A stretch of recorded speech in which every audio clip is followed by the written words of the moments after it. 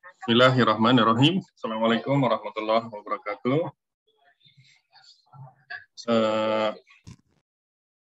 Alhamdulillah ya, kita ketemu lagi ya di pertemuan keberapa nih? Ke-13 atau ke-14 ya? Saya nggak tahu. Kalau di mana? Kalau di RPS pertemuan ke-14. Tapi kalau di mana? Di portal ya. Portal ini, stand ini dianggap pertemuan ke-13 ya. Oke, enggak masalah. Nah, hari ini kita mulai dengan pembahasan soal latihan sebelumnya ya. Latihan tentang kemarin itu kita masuk lagi kan ke statistika ya. Ke bukunya Triola, itu tentang Tentang bagaimana kita membuat tabel kontingensi ya. Kontingensi tabel. Nah, dengan membuat tabel kontingensi itu kita bisa melakukan beberapa uji. Tapi sebelum masuk ke sana, kita sudah mempelajari yang namanya uji goodness of fit ya. Uji kecocokan ya. Artinya data yang kita punya itu apakah mengikuti distribusi fungsi tertentu atau tidak ya. Kemudian setelah itu kita masuk ke namanya uji independensi ya. Kemudian ada Fisher ya, uji Fisher exact test, kemudian ada uji McNemar ya. Silakan yang mau mulai ya pembahasan soalnya.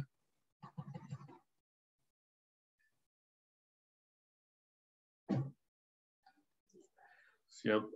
Ini ada berapa sih yang bahas ya? Ada 5 ya. Ada 5 presenter ya. Siapa? Silakan yang mau duluan, bebas saja.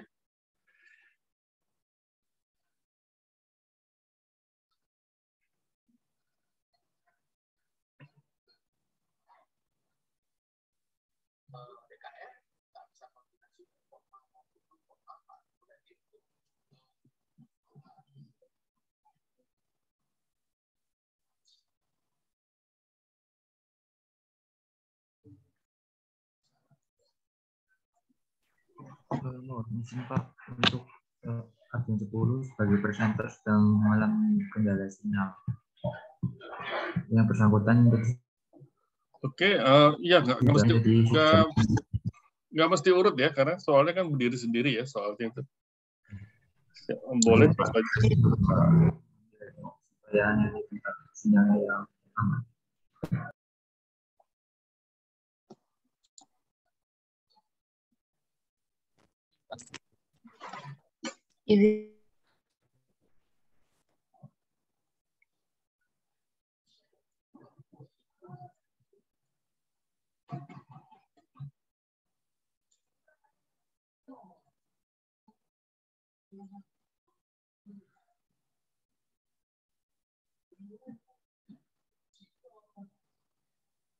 Oke, atau Fahmi duluan yang kalau masih terkendala siapa? Fikihnya ya. Fikih kan nomor yang kalau diurut ya pertama ya, tapi kan nggak mesti pertama kan, bisa Ananda bisa juga, Eli juga bisa, Kevin juga bisa duluan, nggak mesti sih. Oh ya baik Pak, mungkin saya dulu boleh Pak? Ya silakan. Saya izin share screen dulu ya Pak. Ya.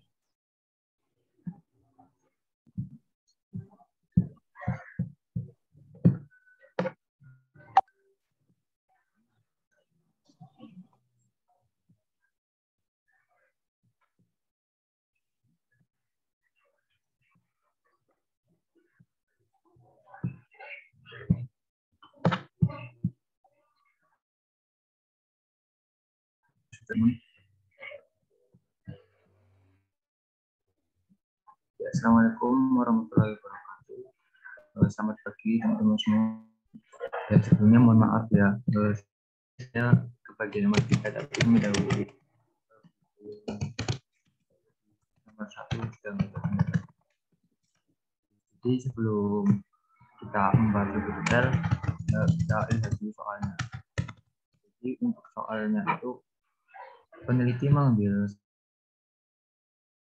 sampel kemudian diukur berat badannya. Mereka juga diminta untuk melakukan olahraga aerobik. Data diambil sebelum pre-X dan sesudah post-X. Mereka berolahraga aerobik. Mengetahui apakah terdapat perbedaan atau perubahan berat badan setelah olahraga aerobik. Data penelitian disajikan seperti di atas. Ada sampel percobaan. Kode 1 itu menandakan berat badan dan kode 2 menandakan berat badan tak normal. Pertanyaannya, diminta membuat tabel kontingensi 2x2 dengan hitungan frekuensi dari pasangan yang cocok match pair dan uji apakah olahraga aerobik berpengaruh terhadap berat badan. Jadi di sini kita akan membahas tentang uji kontingensi ya teman-teman.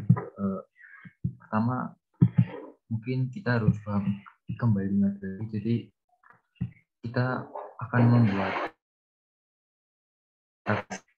tabel frekuensi 2 arah. Ini merupakan satu tabel yang terdiri dari hitungan frekuensi dari data kategorikan sesuai dua variabel yang berbeda. Jadi di sini tuh ada dua variabel. Yang pertama itu variabel yang mengkategorikan sebagai baris, dan kategori kedua itu mengkategorikan sebagai kolom. Jadi kan ini ada kolom kategori sendiri, baris ada sendiri. Nah untuk contoh soal di sini sebenarnya tabel kontingensi kan ada uji independensi atau homogen dengan soal ini sebagai uji independensi atau uji kebebasan. Karena pertanyaan itu apakah ada pengaruh antara dua jenis percobaan antara sebelum aerobik dan setelah aerobik. Nah, kita identifikasi dulu uji independensinya, yaitu data sampel ditulis secara acak ya. Dari sini sampelnya tidak acak ya, terus data sampel dinyatakan dalam hitungan frekuensi dalam tabel 2 arah. Nanti ini akan terlihat saat pembuatan dalam tabel kontingensi. Frekuensi diharapkan atau expected paling sedikit 5. Jadi ini langsung saja pembahasan. Jadi sebelumnya diperhatikan dulu ya. Jadi kode 1 itu berat badan normal dan kode 2 berat badan tidak normal. Seperti yang diketahui dari soal. Data di sini kan datanya masih acak ya, belum dibuat rapi. Dari penelitian dulu untuk variabel di masing kolom itu saya memakai berat badan normal dan berat badan tidak normal. Kemudian untuk yang variabel di baris memakai pre-X dan post-X. Pre-X itu yang sebelum aerobik, post-X setelah aerobik. Nah, untuk mengambil data di sini, mungkin kalau datanya sedikit masih bisa dihitung ya, pakai lihat. Tapi kalau datanya banyak, pakai cara konif aja. Di konif nanti ya karena ini kan variabel berat badan normal ya, jadi kan 1 untuk pre-X 1. Terus ini juga sama, cuman variabel ranknya itu di post-X. Lalu untuk berat badan tidak normal juga sama, memakai konif juga. Cuman variabelnya kita memakai 2. Kemudian yang bawahnya post-X juga sama dengan konif. Jadi lebih singkat ketika memakai rumus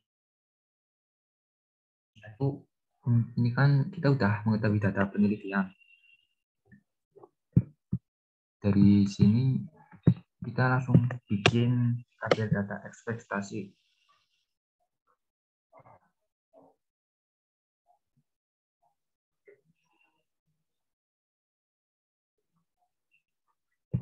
Mohon maaf, apakah suara saya masih terdengar? Cek. Masuk. Saya ngomong begini. Jadi untuk sebelum kita hitung data ekspektasi, kita harus tentuin ini. Jadi ini acara manualnya ya, cara cepat aja nanti. Karena kita memakai tabel kontingensi, kita menggunakan ini. Jadi pertama kita jumlah antara yang pre-X ini kan 15 sama 7 frekuensinya, jadi frekuensi berat badan normal dan pre-X 15 tambah 7 22. Nah, angkanya mungkin kelihatan bagus ya, ketemunya 22 balik 4 tambah 18. Terus untuk sum di kolomnya juga sama, ini dijumlah aja 15 tambah 14. Terus yang sum berat badan tidak normal jumlah 22. Nah, buat ngecek kebenarannya apakah ini sudah benar, harusnya total yang sama dengan 4, dan ini juga totalnya harus juga sama. 19 tambah 25 kan 44, itu tak ketemu. Jadi ini buat membantu menghitung di data ekspektasi nanti. Nah, sekarang masuk ke data ekspektasi. Di sini tuh sudah terlihat ada 9,5, 9,5, 13,5, 12,5 itu data angkanya dari mana? Angkanya itu dari ini. Sudah saya bikin formula. Jadi tadi yang penjumlahan yang ini 22 kali sama yang sum berat badan normal tadi, total frekuensinya. Jadi ada top 20, maaf, total dari semua yang kolom sel ini kan 15, 7, 48, 18 sampai dengan 44. Jadi ketemu 9,5. Begitupun ini di bawahnya juga mengikuti. Dengan tadi di atas 22 ini berarti untuk kolom pos X juga sama, 22 dikali 19 dibagi 44. Cara yang sama namun peletakannya saja yang berbeda. Karena tadi kan kita pakai yang sum kolom berat badan normal, sekarang kolom berat badan tak normal, jadi 22 dikali 25 bagi 44. 22 dikali 25 bagi 44. Ini sama. Nah, nanti buat ngecek samaannya juga ini jumlahkan lagi, ketemunya bakal 22. Ini juga yang pas X 22. Ini ke bawah juga 19, 25 di total juga bakal ketemu 4.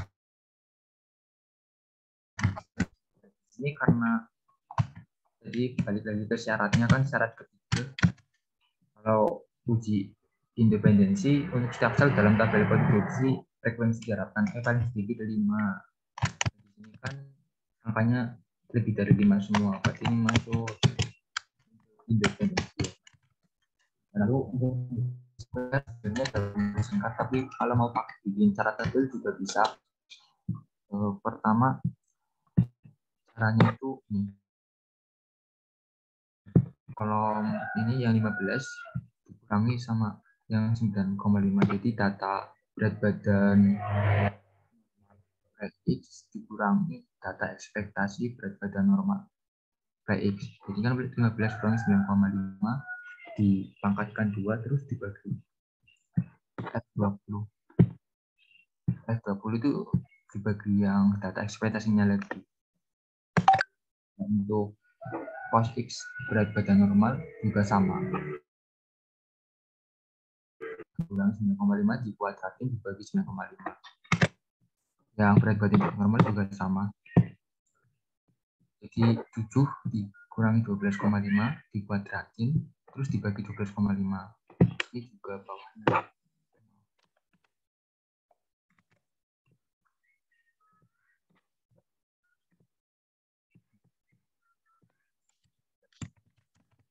Kalau udah gampang kamu ini benar. Nanti ini sampingnya juga dari sini juga 184 tambah 2,604. 368 diperoleh dari penjumlahan ini juga. Yang kolom berat badan normal. Ini pada bagi square-nya. Jadi ketemu square-nya 11,208.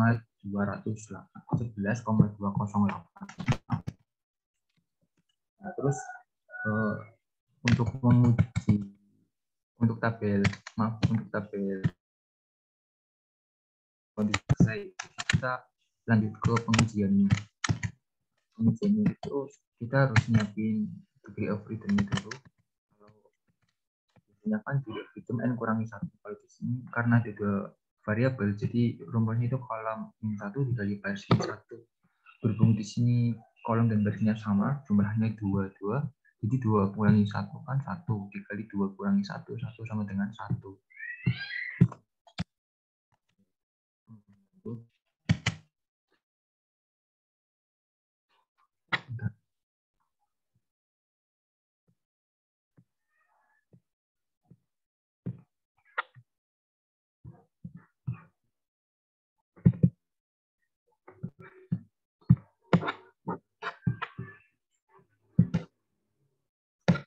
Di sini untuk hipotesisnya dugaan H0-nya itu H0-nya saya memakai olahraga aerobik tidak berpengaruh terhadap berat badan.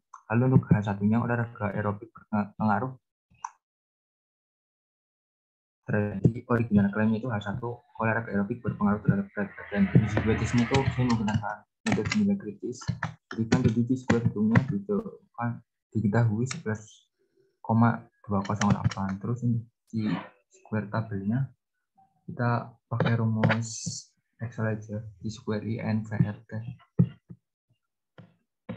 Asumsinya di sini pakai 5% ya, jadi alfanya pakai 5%. 1 K-nya itu dari square tabelnya ketemu 3,841. Nah, berdasarkan perhitungan tabel kontingensi di kalkulasi square hitung 11,208 dan setelah dilakukan uji hipotesis menggunakan nilai kritis diperoleh juga di square tabel 3,841. Nah, karena nilai square hitungnya dari square tabel, berarti ya, letaknya itu di sebelah kanannya, jadi masih reject H0. Kalau di sini saya nggak gambar.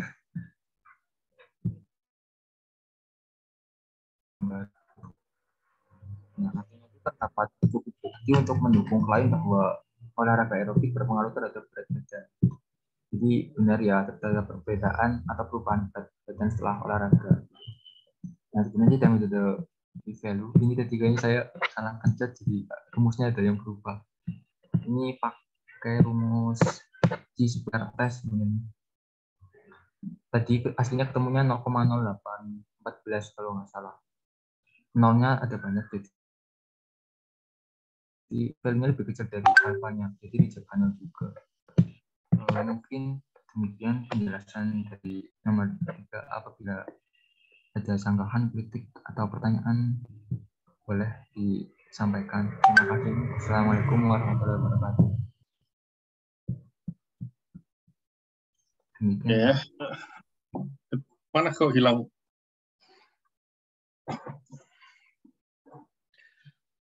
Itunya mana? Apa? Yang tadi hasilnya kita lihat.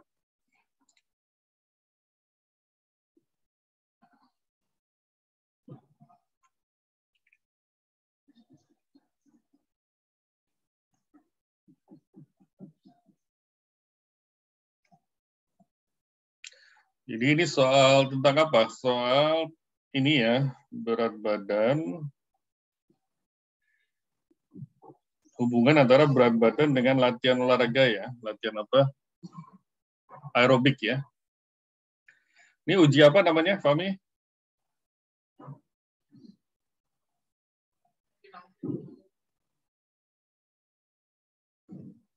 Ya, oh, masih di mute, coba. Unmute. Uji independensi, Pak. Mohon maaf. Uji independensi. Jadi karena tadi kan sudah dicari juga syarat-syarat. Ya, uji independensi ya. Jadi uji independensi itu H0-nya apa?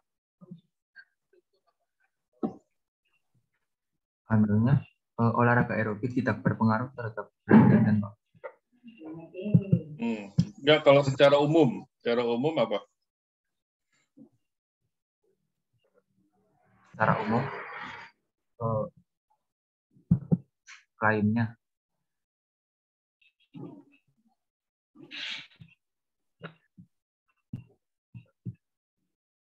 untuk H0-nya tadi itu olahraga aerobik tidak berpengaruh terhadap berat badan. Untuk yang berpengaruh terhadap berat badan, Pak. Nah, untuk hasilnya itu apa ya Oke, terdapat. jadi gini, siapa Fahmi ya. Jadi uji independensi itu H0-nya itu adalah secara umum ya. Variabel baris itu independen dengan variabel kolom ya. Itu. Atau kalau dilihat di soal ini maka variabel olahraga itu independen dengan variabel berat badan ya. Atau lebih spesifik lagi, olahraga aerobik itu tidak berpengaruh ya terhadap berat badan. Jadi gitu ya, urutnya untuk independensitas itu adalah mencari apakah variabel baris itu independen dengan variabel kolomnya. Makanya kita diminta membuat tabel kontingensi ya, tabel kontingensi. Nah, itu kamu buat dari data-data penelitian ya. Nah, ini setelah kamu buat data penelitiannya atau observasinya ya, itu 15 ya. 15 dapatnya dari mana nih? 15 itu dari jumlah angka yang satu, Pak. Angka 1 di pre-X-nya. Ini kan satunya ada 15. Jadi dari sini pakai konteks buat ngitung frekuensi dan orang normal sebelum aerobik itu, Pak, yang pre-X. Oke, jadi angka 1 muncul 15 kali ya. Kemudian yang 7 itu dapat dari mana? Kalau 7 itu dari angka 2 yang dari angka 2 yang muncul di pre-X-nya, Pak. Jadi kan angka 2 di pre-X. Oke ya, jadi angka 7 muncul di 2 ya, 2 di kolom pre-X ya. Oke. Oke, setelah itu dihitung P-nya ya, atau ekspektasinya. Hasilnya, oke, hasilnya. Jadi, rumus menghitung ekspektasi apa? Kalau di tabel kontingensi ini. Kalau di tabel kontingensi ini tuh dari total baris yang pre-X dibagi total dari yang berat badannya per total semua itu, Pak. Frekuensinya ada di sel ini. Ya, jadi gampangnya itu adalah total row dikali total kolom dibagi grand total ya. Iya, Pak. Setelah itu hitung chi-square-nya, coba lihat chi-square-nya.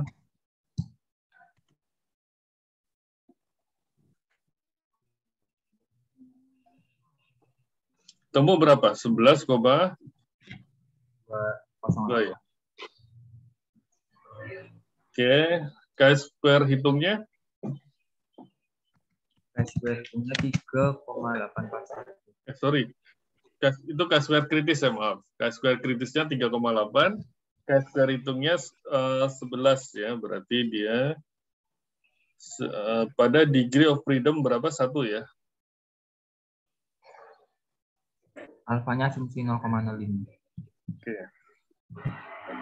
Ini signifikan ya, jadi ini sudah kelihatan bahwa chi-square hitungnya itu lebih besar daripada chi-square kritis, maka dikatakan signifikan ya. Signifikan untuk menolak H0 dibatasi. Olahraga punya pengaruh ya terhadap Berat badan. terdapat perbedaan berat badan setelah olahraga aerobik ya. Oke. Setelah olahraga aerobik. Oke, sudah ya. Dapat Fahmi, terima kasih ya. Makasih ya, Pak. Mohon maaf ada sering putus-putus suaranya. Sekian teman-teman, mungkin dilanjut oleh teman saudara Vicky. Terima kasih.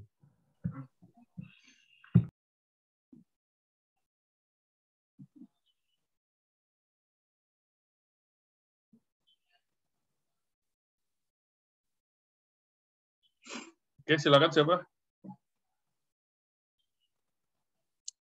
Izin, Pak. Izin share screen. Ya, silakan.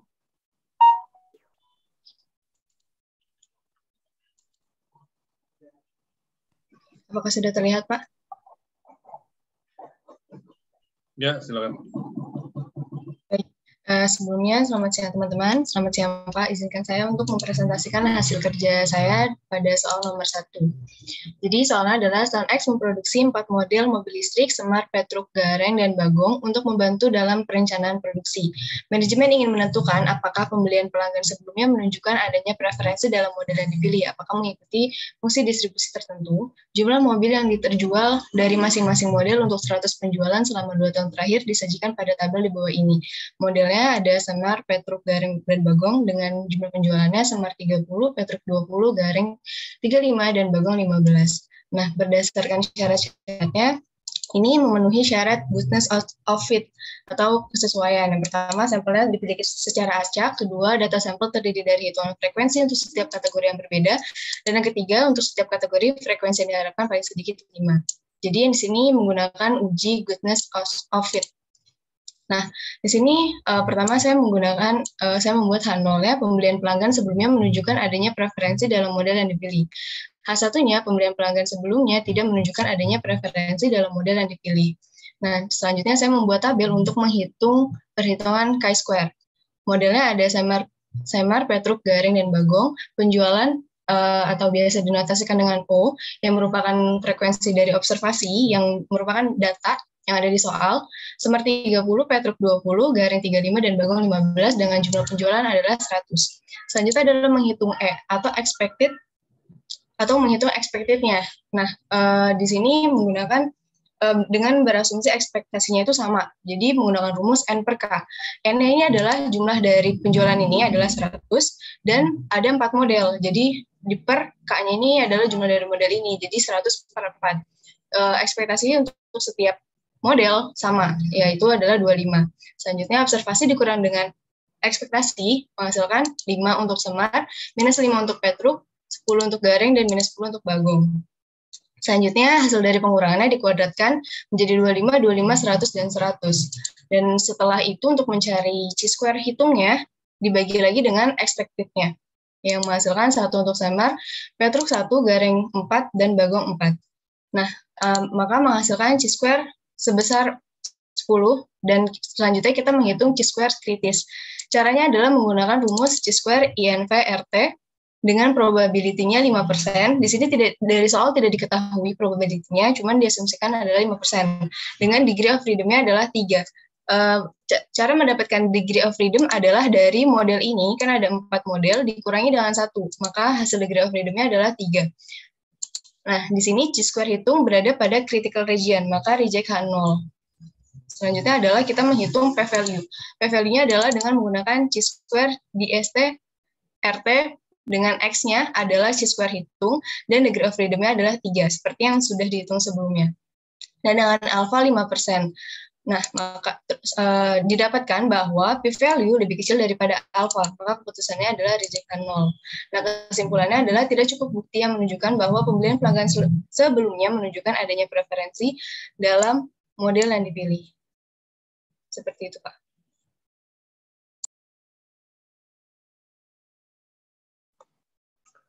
Oke. Ini namanya uji apa, Vicky? Goodness of fit, Pak. Kecocokan kesesuaian. Kesesuaian, ya. Biasanya kesesuaian terhadap distribusi, ya. Fungsi apa? Maka data kita itu mengikuti fungsi distribusi tertentu atau tidak, ya. Iya, Pak. Nah, di sini yang mau kita uji fungsinya apa distribusinya? Distribusi normal ya, Pak? Atau union? Oh. Nah, kalau itu kamu kan E-nya itu menghitungnya N dibagi K, ya? Iya, Pak.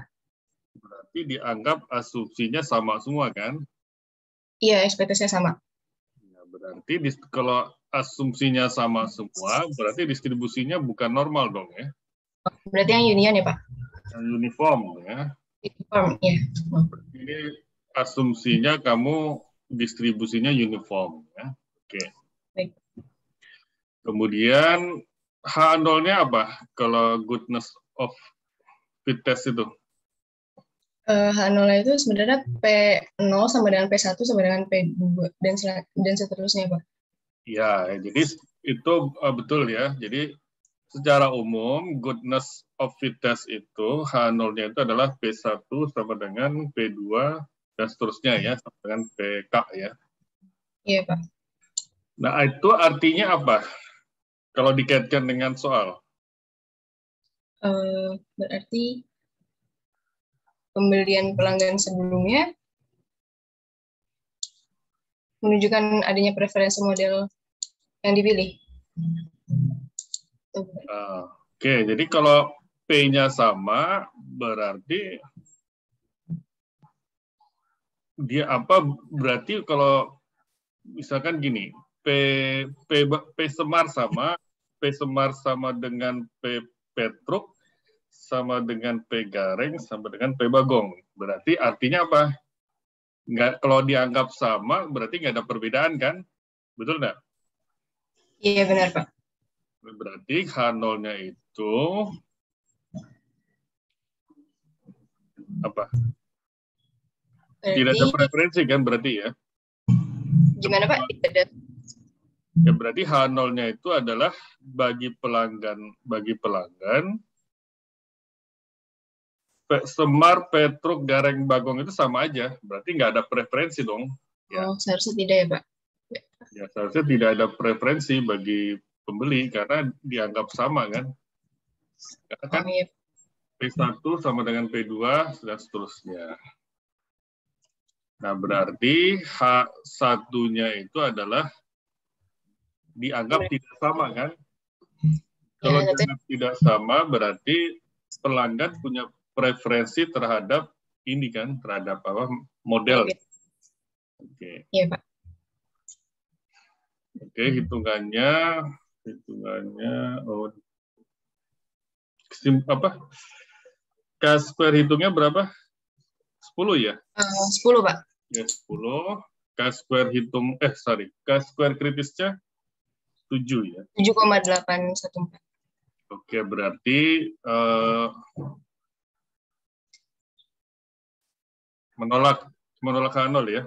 Oke, menolak. Iya, Pak. Berarti kalau menolak H0 apa kesimpulannya? Berarti, Pak, tidak cukup menunjukkan bahwa pembelian pelanggan sebelumnya menunjukkan tidak adanya preferensi dalam model yang dipilih. Berarti ada preferensi. Oh, jadi gini, kesimpulannya adalah terdapat cukup bukti kan? Kenapa? Karena kita menolak H0. Betul kan? Kalau fail to reject, tidak terdapat cukup bukti ya. Kalau fail to reject. Kalau reject berarti terdapat cukup bukti yang menunjukkan, sebentar ya.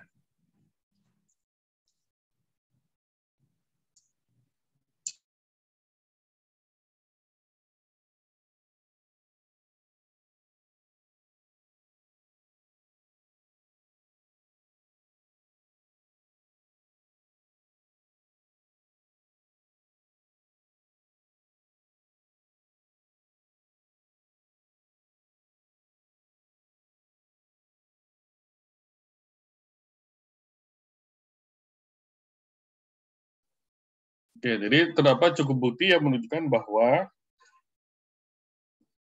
pelanggan sebelumnya menunjukkan ada preferensi. Ya, betul ya. Jadi kesimpulannya benar seperti ini ya. Jadi kita menolak H0. Kalau H0-nya itu kan tidak ada preferensi kan?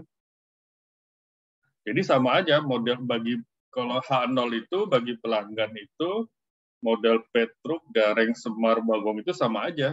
Nah, ternyata setelah dikumpulkan data ternyata tidak, ternyata pelanggan itu punya preferensi terhadap model ya. Cuma kita belum harus cek lagi nih preferensinya kemana, ke ke model Semar atau ke model Petruk ya, kita nggak tahu. Ya, gitu ya, siapa? Vicky ya. Baik, Pak. Terima kasih, Pak. Ya, terima kasih ya. Ya, izin stop share ya, Pak. Ya, berikutnya siapa? Izin, Pak. Ya, silakan Ananda.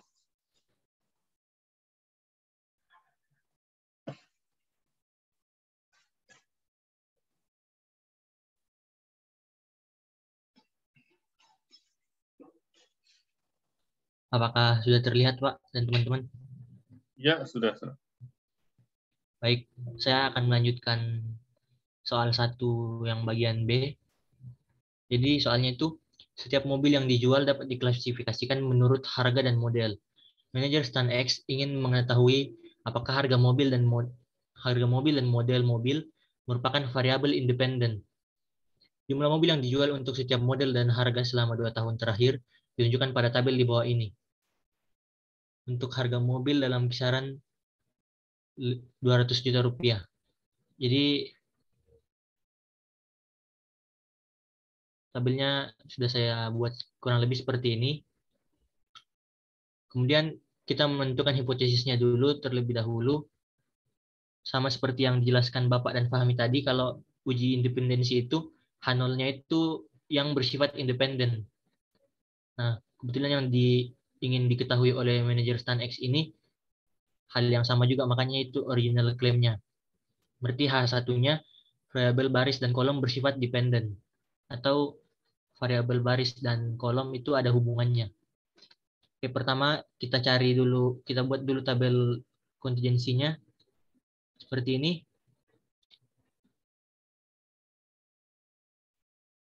Observasi kita tinggal masukkan dari soal 18, 6, 19 dan seterusnya. Kemudian untuk expected-nya itu sama seperti yang Bapak dan Fahmi tadi jelaskan. Jadi total kolom kali total baris per total grand atau total keseluruhan. Kemudian observasi kurang E, kemudian ada observasi kurang E kuadrat, kemudian observasi kurang E kuadrat bagi E. Kemudian itu di total atau sigma ini dapat chi-square hitungnya 9,1 sekian. Kemudian kedua kita cari chi-square kritisnya. Itu pertama-tama kita harus cari dulu degree of freedom-nya dengan rumus yang tadi juga Fahmi jelaskan. Jadi kolom kurang 1 dikali row kurang 1. Dapat di sini hasilnya 2 kurang 1 sama dengan 1, 4 kurang 1 sama dengan 3, jadi 1 kali 3 sama dengan 3. Jadi degree of freedom-nya sama dengan 3. Kemudian chi-square kritisnya kita pakai cara yang dipakai Vicky juga tadi. Asumsi juga alfanya itu 5%. Nah, tinggal kita masukkan 5%, kemudian degree of freedom-nya 3. Jadi hasilnya 7,81. Nah, karena chi-square kritisnya lebih kecil daripada chi-square hitung, maka keputusan kita adalah reject H0 atau variabel harga dan mobil yang dijual adalah bersifat dependen, atau variabel harga dan variabel mobil yang dijual saling berhubungan. Kurang lebih seperti itu, Pak.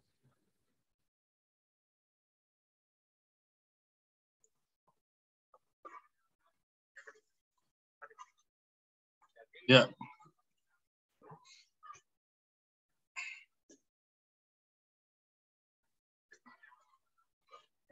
Ini uji independen ya. Oke, uji independen tadi H0-nya sudah ya.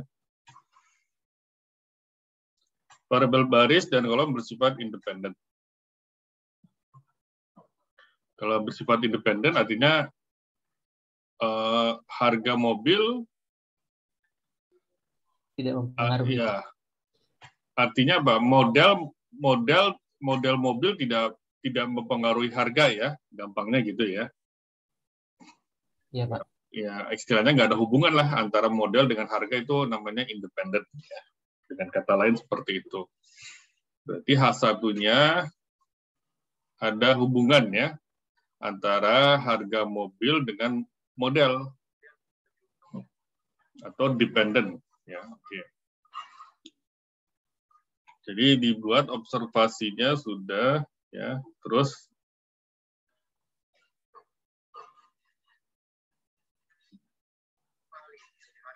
ini E-nya bagaimana cara menghitung E-nya?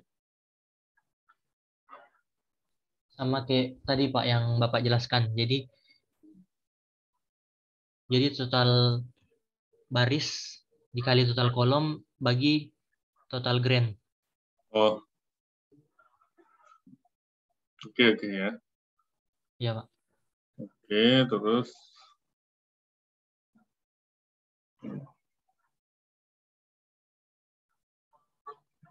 oke, setelah jumlahkan 9,1 ya, K-square. K-square kritisnya, degree of freedom-nya berapa? 3 ya. Iya, Pak.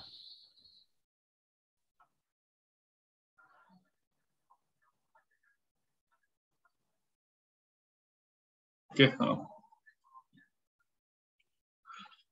Udah coba pakai p-value. Berapa p-value-nya?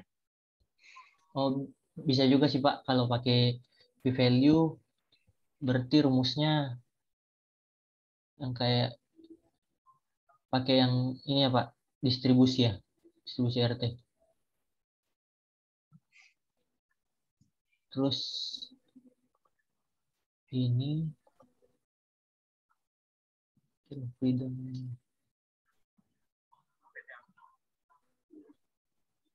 sama aja Pak, hasilnya reject H0 juga. Karena asumsi alfanya tadi 5%.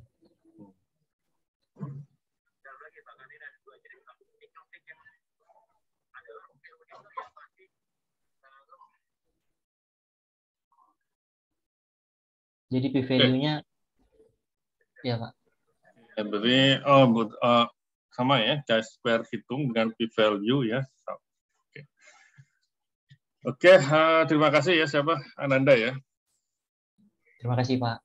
Di sini stop ya Pak. Oke, berikutnya siapa? Izin Pak, saya Pak. Oke, Eli.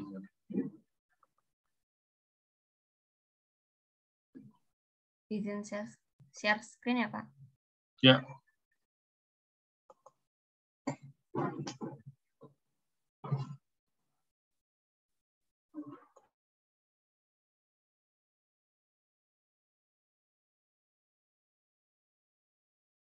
Izin Pak, apakah sudah terlihat?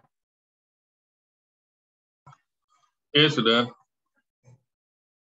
Baik, saya akan melanjutkan untuk soal nomor 2, yaitu sebuah penelitian dilakukan untuk melihat efektivitas 2 jenis obat panu dengan 15 orang penderita panu sebagai subjek penelitian, di mana 9 orang mengkonsumsi obat merek Xenotupanu dan sisanya mengkonsumsi obat merek Panukiller. Data penelitian disajikan pada slide berikut dengan keterangan sebagai berikut. Di mana obat yang diberikan efek untuk menghilangkan panu diberi tanda plus, dan obat yang tidak memiliki efek menghilangkan panu diberi tanda minus.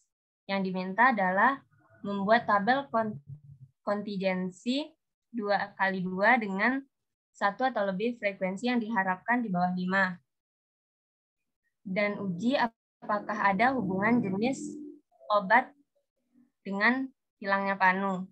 Ini merupakan data penelitian, lalu hipotesisnya yaitu H0 sama dengan jenis obat tidak berpengaruh untuk menghilangkan panu atau independen. Yang kedua, H1 jenis obat berpengaruh untuk menghilangkan panu atau dependen.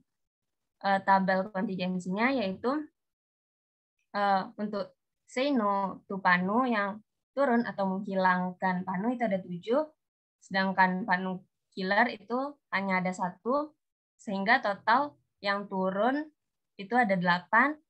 Selanjutnya pada Xenotupanu itu yang tetap atau tidak memiliki efek itu ada 2, pada Panukiller itu ada 7, sehingga yang tetap atau tidak memiliki efek menghilangkan panu itu ada 7 orang. Selanjutnya kita mencari frekuensi expected yang expected, yaitu dengan cara row total dikali kolom total dibagi dengan grand total. Di mana ini untuk mencarinya pada baris pertama kolom pertama, expected-nya itu adalah 8 dikali 9 dibagi dengan 15, itu tadi grand total, sehingga menghasilkan expected 4,8. Selanjutnya, baris pertama kolom kedua itu menghasilkan expected 3,2, baris kedua kolom ketiga itu menghasilkan 4,2, expected-nya yang terakhir itu baris kedua kolom kedua itu menghasilkan expected 2,8. Selanjutnya kita mencari chi-square-nya,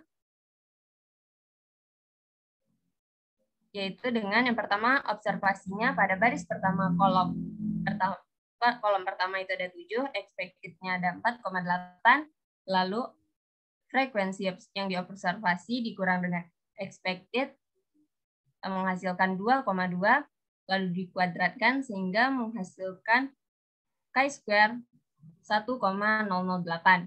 Pada B baris 1 kolom kedua, observasinya 1, expected-nya ada 3,2, observasi dikurang dengan expected itu ada minus 2,2, sehingga menghasilkan chi-square-nya itu 1,5125. Pada baris kedua kolom pertama itu menghasilkan 1,152. Baris kedua kolom kedua itu menghasilkan 1,72, sehingga chi-square totalnya itu 5,4017. Ini dengan saya cari cara manual untuk memastikan. Selanjutnya, chi-square kritisnya itu dengan menggunakan chi-square inverse right tail probabilitas, degree of freedom, di mana degree of freedom-nya itu 1 yang didapat dari baris dikurang 1 dan kolom dikurang 1 dikali kolom dikurang 1, sehingga menghasilkan chi-square kritisnya itu 3,84. Lalu bandingkan chi-square hitung dengan chi-square kritis, yaitu lebih besar dari chi-square hitung, sehingga kita reject H0. Sehingga kesimpulannya terdapat cukup bukti untuk menolak klaim H0 bahwa jenis obat tidak berpengaruh atau independen untuk menghilangkan panu. Seperti itu, Pak.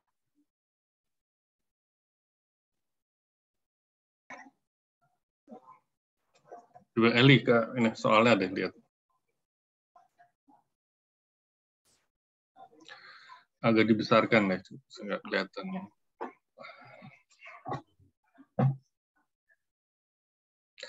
Nah, di sini kan diminta tabel kontingensi ya, 2 kali 2.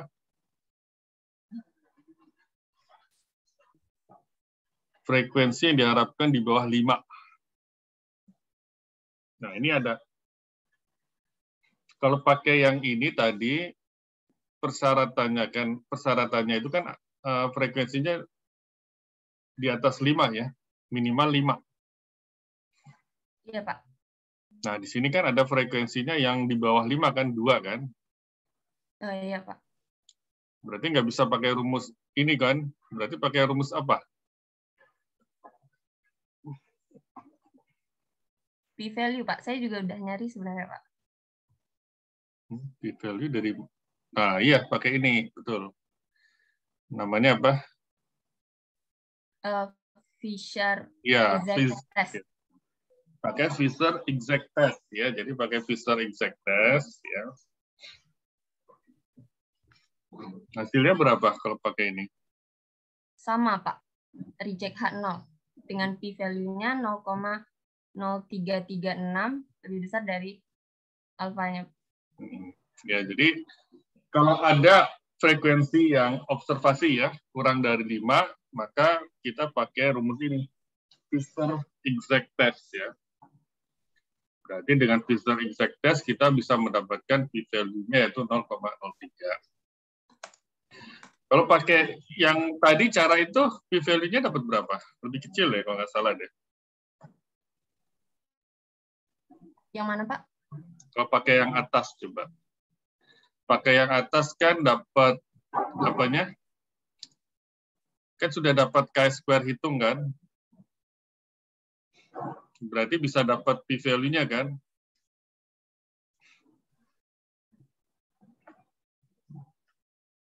Iya, Pak, bisa. Coba hitung berapa p-value-nya. Kalau chi-square hitungnya itu 5,4 ya. 5,4 dengan degree of freedom-nya 1 ya. Iya, Pak. Berapa p-value-nya? Pakai rumus yang itu. Yang tadi siapa? Rumusnya Ananda ya? Iya, Pak. Bentar.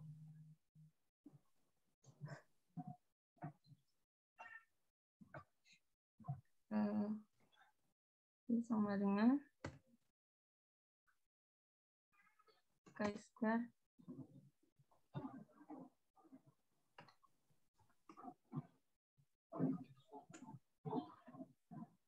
Lebih tinggi, Pak. Kalau lebih tinggi. Maksudnya. Kok 0,05? Itu, masukin itu, apa namanya? Chi-square hitungnya. Chi-square hitungnya berapa? 5,4 kan, coba. Iya. Nah, masukin 5,4 deh. Oh, iya. Ya, lebih kecil kan, 0,02 ya. Jadi karena ada itunya, ada yang lebih rendah dari 5, maka p-value-nya jadi lebih kecil tuh. Ya, jadi kesimpulannya sama sebetulnya ya. Kalau pakai alfa 5%, kesimpulannya sama, yaitu reject H0, artinya apa? Coba, terdapat cukup bukti untuk apa? Menolak klaim H0. Atau dengan kata lain apa? Jenis obat berpengaruh terhadap menghilangkan panu, Pak. Ya, betul. Ya, jadi jenis obat berpengaruh terhadap menghilangkan panu. Oke. Oke, terima kasih Eli ya. Masih ada lagi enggak?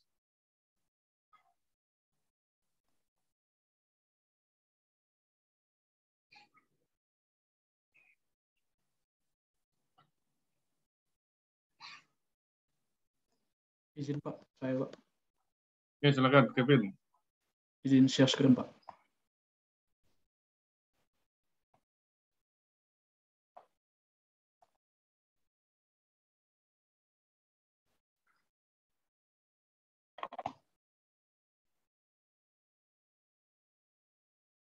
Izin Pak, apa sudah terlihat?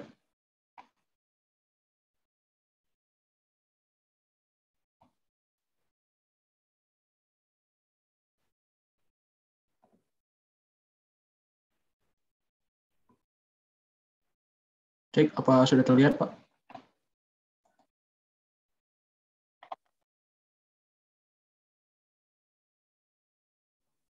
Oke, silakan lanjut. Ya, izin menjelaskan jawaban saya soal nomor 4 Pak. Nah, di sini seorang peneliti ingin mengetahui pengaruh iklan terhadap pembelian alsintan. Sampel diambil secara random sebanyak 200 petani. Nah, jadi di sini saya buat penjelasan ringkasnya untuk tahu berapa angka yang akan kita masukkan ke tabel kontingensi. Karena di soal ini kita diminta untuk membuat tabel kontingensi dan lakukan uji apakah ada perbedaan penjualan alsintan sebelum dan sesudah pemasangan iklan. Nah, di sini sebelum diketahui sebelum iklan ternyata ada 50 petani yang membeli dan 150 tidak. Lalu setelah pemasangan iklan ternyata dari 50 yang beli tadi jadi 50 tetap beli, sedangkan 10-nya jadi nggak beli gitu. Nah, di sini 40-nya kita masukkan ke tabel kontingensi di sel ini. Sebelum beli sebelumnya beli dan sesudah iklan juga beli. Begitu juga dengan 150 yang nggak beli tadi sebelum iklan. Ternyata setelah dilakukan pemasangan iklan, dari 150 itu 65 tetap tidak membeli. Sedangkan 85 lagi jadi membeli. Nah, kita udah dapat diketahui angka yang akan kita masukkan untuk tabel kontingensi. Nah, kita masukkan, kita lihat di sini total sampelnya tepat 200, seperti yang diketahui soal. Nah, lalu di sini kita melakukan uji independensi terkait penjualan Alsintan sebelum dan sesudah iklan. Nah, di sini H0-nya yaitu tidak ada perbedaan penjual Alsintan sebelum dan sesudah pemasangan iklan. H1-nya terdapat perbedaan penjualan Alsintan sebelum dan sesudah pemasangan iklan. Ini sesuai dengan hipotesis uji independensi secara umum, yaitu H0-nya tidak terdapat hubungan yang signifikan antara dua variabel, H1-nya terdapat hubungan yang signifikan antara dua variabel. Yang pertama itu kita mencari tabel expected frekuensinya untuk mengetahui berapa chi-square hitungnya nanti. Yang pertama tentu untuk mengetahui chi-square itu kita perlu frekuensi ekspektasi. Di sini cara mencarinya yaitu row total kali kolom total per grand total, itu rumusnya dari sini. Nah, kita lakukan perhitungan yang di sel ini, kita masukkan angkanya yaitu baris total 50 kali kolom total 125 per total sampelnya 200. Begitu juga dengan sel selanjutnya. Nah, sesudah kita dapat expected frekuensinya, kita bisa menghitung chi-square hitungnya. Yaitu untuk rumus chi-square hitungnya itu O kurang E kuadrat per E, di mana O-nya itu merupakan observed frekuensi, sedangkan E-nya itu expected frekuensi. Nah, kita masukkan angka yang sudah kita dapat tadi, 40 kurang 31,25 dikuadratkan per 31,25. Gitu juga dengan sel selanjutnya. Maka setelah dilakukan perhitungan, terdapat chi-square hitung itu sebesar 8,7111. Nah, itu cara pertama. Izin Pak, sebelumnya saya juga lihat ada cara lain di beberapa referensi, yaitu uji Yates correlation atau tabel atau uji Yates. Nah, uji ini merupakan uji square yang khusus atau spesifik untuk bentuk tabel kontingensi 2x2. Jadi persyaratannya tuh kurang lebih sama dengan uji chi-square, di mana persyaratan pertama itu tidak boleh ada sel dengan frekuensi kenyataan sebesar 0. Yang kedua, tidak boleh ada sel dengan frekuensi harapan di bawah 5. Nah, di sini ada rumus untuk cari chi-square-nya. Nah, adapun angka hurufnya di sini itu berdasarkan letak selnya nih diketahui kalau tabel korelasi atas ini seperti ini, 8 letak selnya A, B, C, D. Nah, dengan kita masukkan angka yang sama, yaitu tabel kontingensi 2x2-nya itu, ternyata dapat chi-square-nya itu sama dengan cara yang pertama tadi, 8,7111. Nah, setelah kita dapat chi-square hitungnya, untuk uji hipotesisnya itu, kita perlu juga chi-square kritisnya. Nah, dengan alpha 0,05 dan degree of freedom 1, di mana degree of freedom ini berasal dari R kurang 1 kali C kurang 1, yang mana R-nya itu sama dengan baris, C-nya sama dengan kolom. Nah, sini barisnya 2, sama kolomnya juga 2 kurang 1 kali 2 kurang 1. Maka degree of freedom-nya 1. Lalu kita dapat chi-square kritisnya sebesar 3,81459. Jadi ternyata chi-square hitung berdasarkan hasil perhitungan, ternyata chi-square hitung lebih besar dari chi-square tabel atau chi-square kritis, sehingga kesimpulannya adalah reject H0. Atau artinya terdapat cukup bukti untuk mendukung klaim bahwa ada perbedaan penjual Alsintan sebelum dan sesudah pemasangan iklan. Mungkin itu, Pak.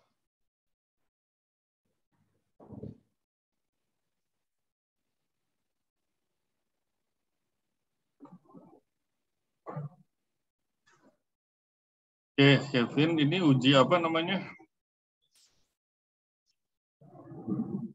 Uji independensi, Pak.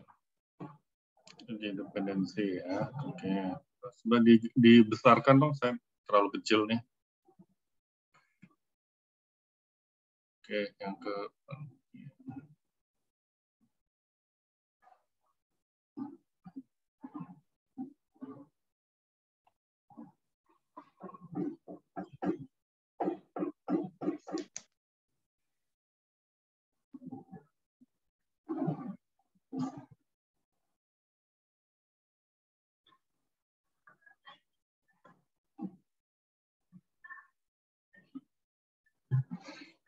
Ini perlu.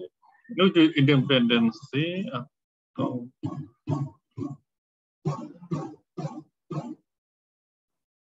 bukan McNemar ya? Siapa? Kevin ya? Ya Pak, Ini bukannya McNemar nih. saya buat uji independensi Pak.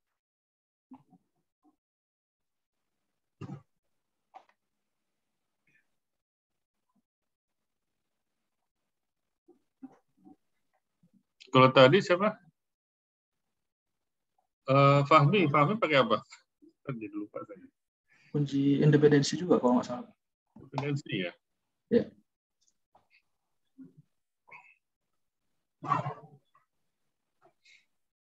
Coba soalnya digedein dong, Pak.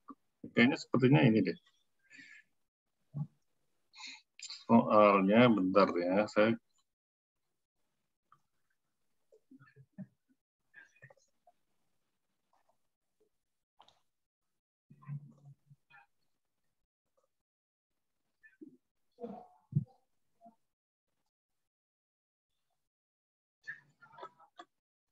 nggak disebutin.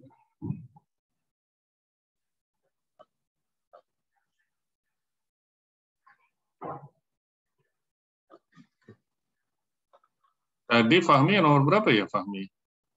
3 ya? Ya, nomor 3, Pak. Pak. Nomor 3 ya.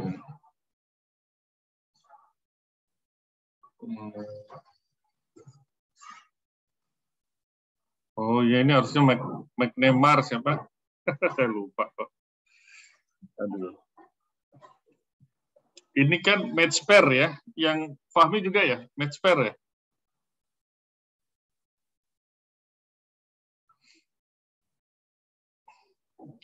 Jadi gini, ini kan match pair ya. Match pair itu artinya bisa dipasangkan ya. Bisa dipasangkan itu artinya contohnya di sini sebelum dan sesudah kan. Yang Fahmi juga kalau nggak salah ya, kalau sebelum dan sesudah. Jadi dia match pair. Nah, kalau match pair itu pakai McNemar ya. Jadi McNemar dia fokus pada yang apa? Yang apa discordant ya, discordant atau yang difference. Jadi B dan C itu yang kita cari.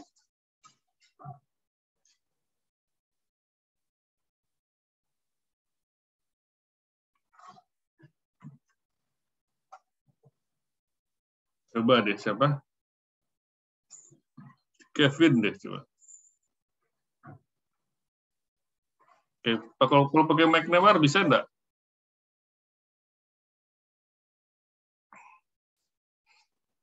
Dicoba dulu mungkin. Kalau McNemar kan yang B kan, B-nya itu bisa 10, bisa juga 85 kan. B-nya, misalkan kalau B-nya 10, C-nya 85.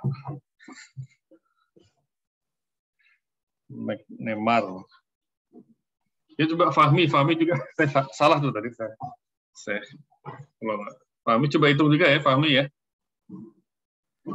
Pakai McNemar. Sambil dicoba, Pak.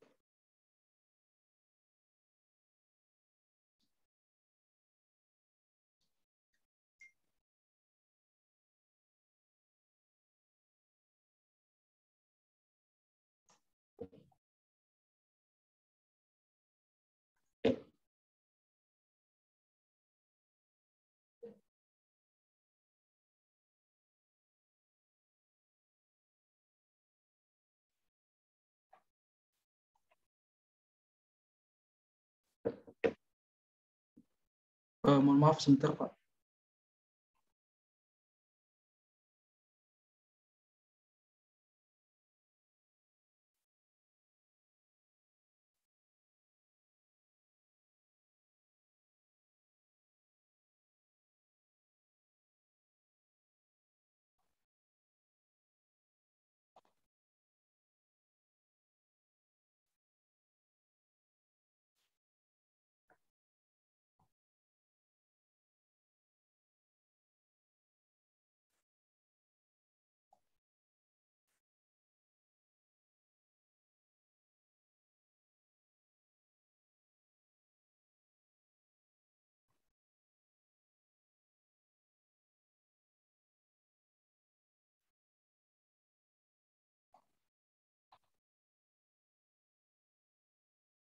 Yang ini ya Pak, harusnya.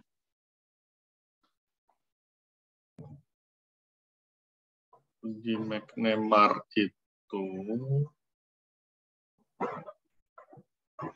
B min C ya diabsolutkan, kemudian dikurangi 1, dikuadratkan, terus dibagi dengan B plus C deh. Yang dari apa Triola deh bukunya tuh.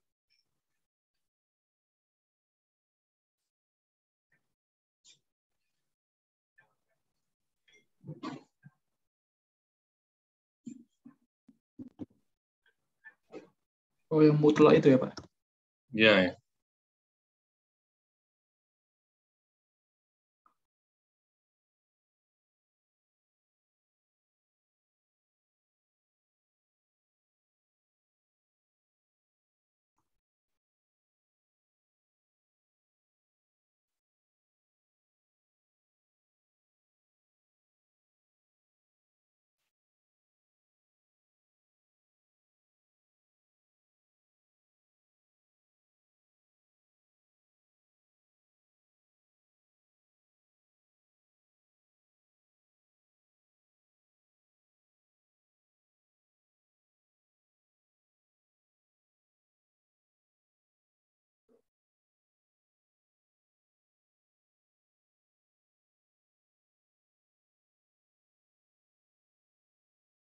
Oke ya, jadi nanti dicoba dulu ya, siapa Fahmi sama Kevin ya.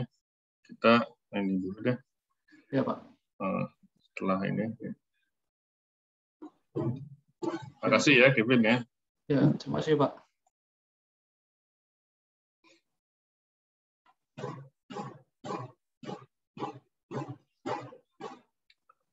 Jadi kita masuk ke materi pertemuan yang sekarang ya, ke-14 ya.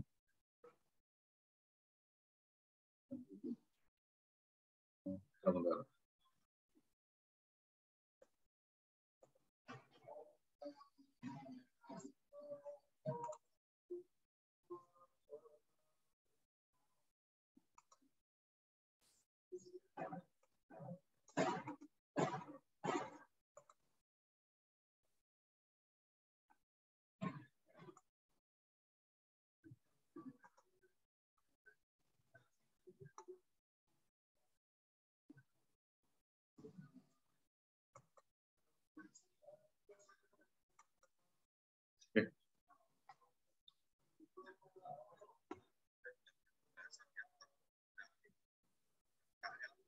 Kita masuk ke materi terakhir ya, analisis of varian. Jadi namanya analisis of varian. Jadi kita menganalisa varian ya. Tapi tujuannya bukan menguji varian, tujuannya adalah menguji rata-rata dari populasi ya.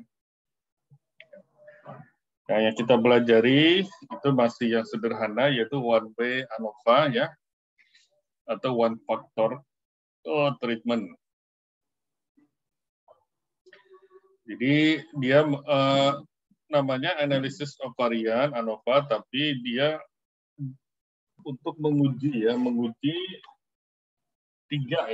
tiga atau lebih ya populasi. Jadi di waktu sebelumnya ya, sebelum waktu materi UTS kita menguji rata-rata ya. H0 di mana rata-rata itu 0. Tapi satu populasi, ya. Kemudian kita juga belajar menguji dua rata-rata populasi.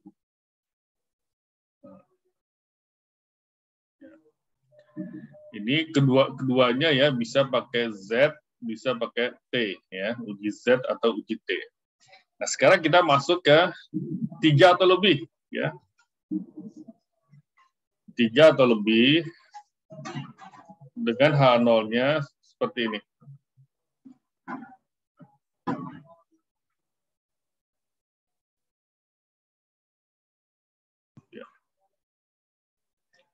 Nah, kalau pakai Z bisa enggak? Pakai T bisa enggak? Bisa aja ya, tapi lama ya. Kenapa? Karena harus berpasangan ya. mu1, mu2. Kemudian diuji lagi mu1, mu3. Uji lagi mu1, mu4. Dan seterusnya. Jadi lama ya. Nah, pakai cara cepat itu dengan analisis of varian atau ANOVA. Jadi sekaligus ya, sekaligus seperti ini. Nah, kita ingin menguji apakah rata-rata populasi 1 sama dengan populasi 2, sama dengan populasi 3, dan seterusnya sama dengan K populasi. Nah, alternatif hipotesisnya adalah paling sedikit ada satu rata-rata yang berbeda. Nah, cara mengujinya dengan distribusi F. Nah, distribusi F itu adalah sebuah distribusi data yang tidak simetrik. Dia miring ke kanan. Nah, tahu miring ke kanannya dari mana? Dari bentuknya. Ya, bentuknya seperti ini. Ya. Nah, ini yang ke kanan ini tipis ya, tipis, terus tak terhingga.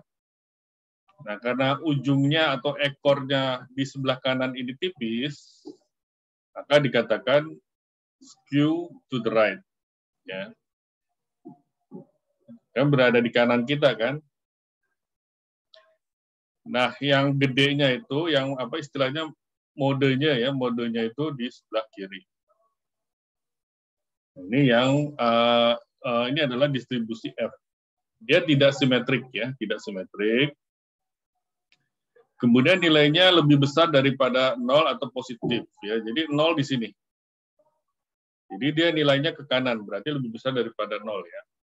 Dan cannot be negatif ya, otomatis ya, karena di 0-nya di sebelah kiri. Nah, different F distribution for each pair of degree of freedom or numerator and denominator. Jadi distribusi F itu bentuknya berbeda tergantung dari apa? Degree of freedom-nya. Degree of freedom untuk numerator dan denominator. Ya. Jadi F itu tergantung dari nominator dan denominator, pembilang dan penyebut. Oke, ya. Nah, ini bentuknya seperti ini ya. Jadi yang paling kanan itu ini adalah nilai kritisnya atau alfanya ya. Nah, ini sering dikatakan uji apa? Uji upper tail ya. Atau uji apa? Right tail.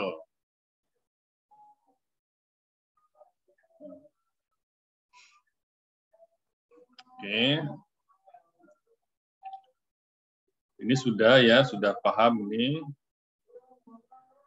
Oke, jadi kita sekali lagi kita fokus pada yang one treatment atau one factor, yaitu karakteristik yang memungkinkan kita untuk membedakan populasi yang berbeda dari populasi yang lainnya.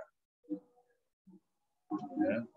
Nah, ini syarat-syaratnya ya, syarat-syaratnya itu distribusinya normal ya, populasinya ya. Kemudian populasinya punya varians yang sama. Kemudian dari populasi ini diambil sampelnya. Cara pengambilan sampelnya minimal adalah simple random sampling. Kemudian sampel yang diambil tadi yang diambil tadi itu independen ya, tidak saling berpengaruh. Oke.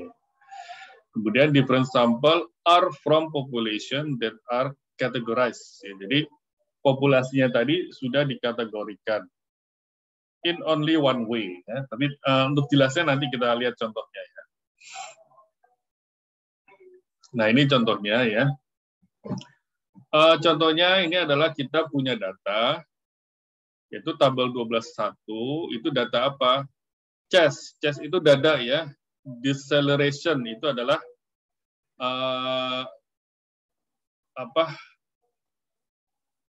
trauma ya atau luka di dada ya, yang sifatnya namanya deceleration. Nah, pengukurannya itu dalam bentuk G ya. Itu dari car crash test ya. Jadi ini pakai dummy, ini adalah boneka dummy ya, boneka. Itu diuji, kemudian dicek setelah mobil ditabrakkan, dicek ini trauma di dadanya itu seperti apa. Nah, yang membedakan apanya? Yang membedakan adalah kalau dummy-nya itu, bonekanya itu naik mobil kecil, mobil medium, mobil besar. Nah, ini datanya dikumpulkan, berapa yang dikumpulkan? 1, 2, 3, 4, 5, 6, 7, 8, 9, 10. Semuanya sama, N-nya sama, yaitu 10. Nah, kalau dirata-ratakan, yang small car itu, ukuran traumanya itu adalah 44,7. Yang medium 42,1, yang besar itu 39. Nah, semakin besar angkanya berarti traumanya semakin parah ya. Itu maksudnya. Nah, kalau di sini sudah terlihat kan, oh berarti kalau pakai mobil kecil traumanya itu lebih besar dibandingkan pakai mobil besar. Artinya apa? Mu1 tidak terbukti kan? Kalau kita cuma ngeliat ini aja. Tapi kan ini terbatas ya. Ini hanya sekedar kita melihat rata-rata. Nah, padahal kita harus mempertimbangkan populasinya. Nah, untuk mengetahui apakah ini hipotesisnya ini bisa kita terima atau tidak, makanya kita lakukan uji namanya uji apa? Uji ANOVA ya. Nah, ini adalah istilah kedokteran ya, kedokteran. Jadi deselerasi itu adalah perlambatan, cedera perlambatan. Jadi kalau kita kalau ada ya, ada tadi ya motor atau mobil menabrak pohon, berarti dia perlambat. Tadinya cepat karena nabrak pohon dia jadi melambat. Itu makanya kecelakaan atau cedera deselerasi. Kalau cedera percepatan akselerasi berarti dia ditabrak dari belakang. Ya. Jadi ini maksudnya ini ya, ini adalah istilah kedokteran lalu lintas kali ya.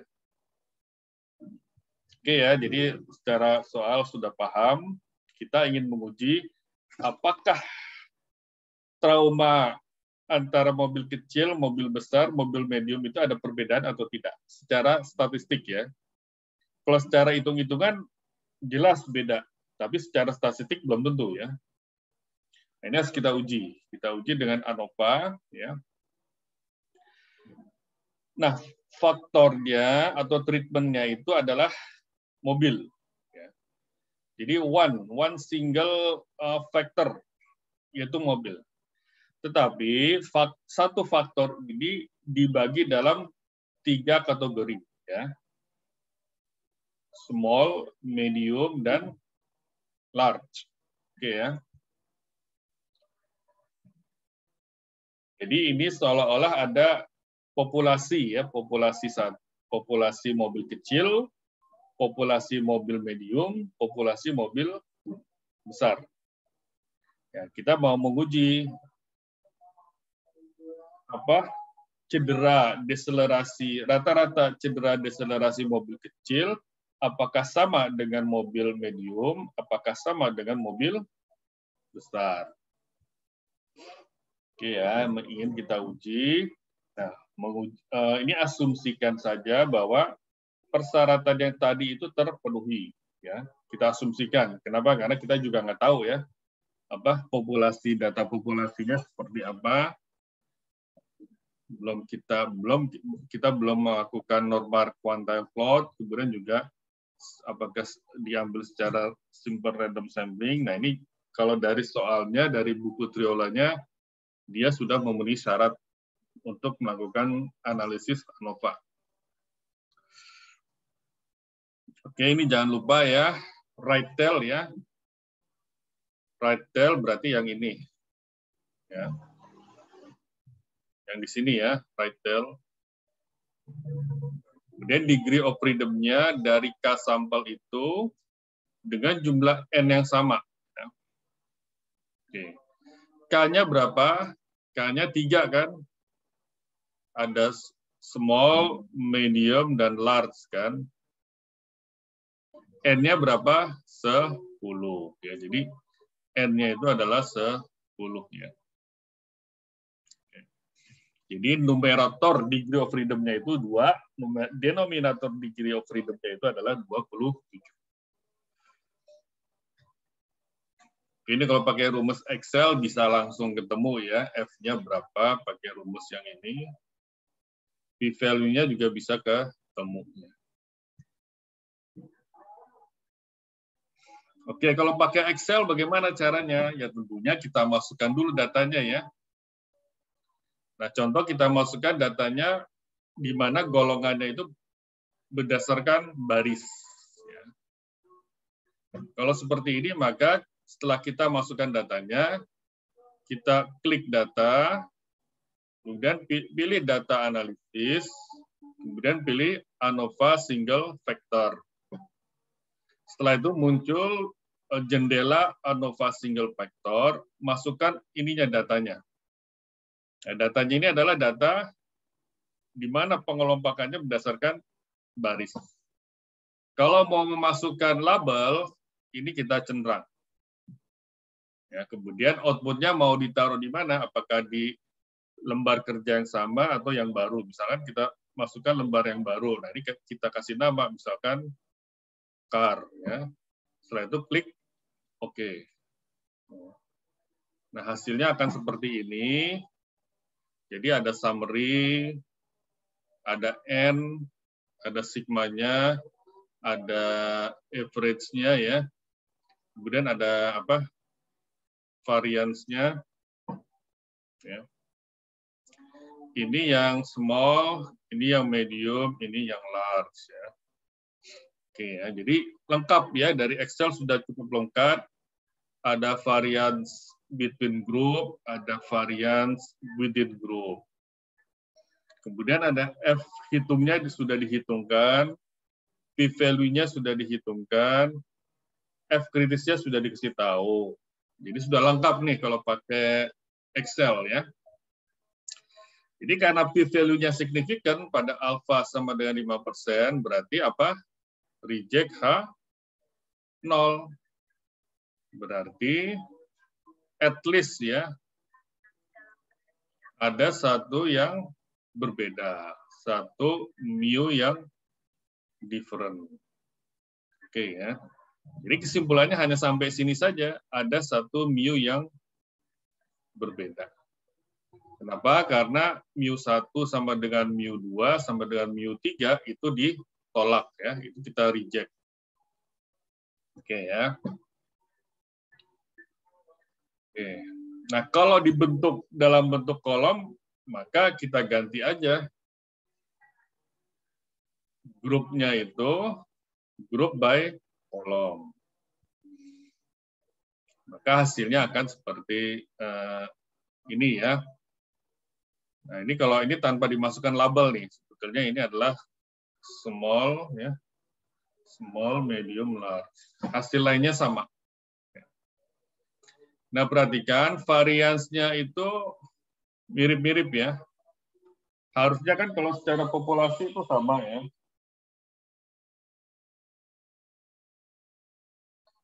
Tapi ini karena sampel maka dia tidak berbeda, maksudnya tidak sama, tetapi tidak terlalu jauh perbedaannya. Oke ya. Nah ini di sini perlu kehati-hatian dalam mengambil kesimpulan ya. Jadi walaupun mu1 sama dengan mu2 sama dengan mu3 itu di-reject, itu kita tidak bisa mengatakan bahwa ya kalau kita pakai mobil besar maka itu lebih selamat ya, nggak bisa begitu ya. Karena memang situasinya beda-beda ya, situasi atau pengujiannya ya. Nah ini kita tidak bisa mengatakan seperti ini. Large car are safest, enggak ya. Kita hanya bisa mengatakan mu1 sama dengan mu2 sama dengan mu3 itu di-reject. Karena kesimpulannya at least ada satu yang berbeda. Ya, jadi ini hati-hati ya terkait dengan kesimpulan.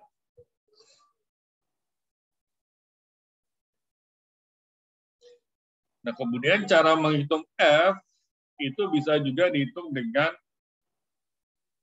membagi variance between sample dengan varian within sample. Jadi kalau kita punya angka varian between sample, kita punya angka varian ya. Perhatikan ya, between, yang satu within. Kalau punya angkanya, kita bisa hitung F-nya berapa, F hitungnya berapa. Ya. Nah.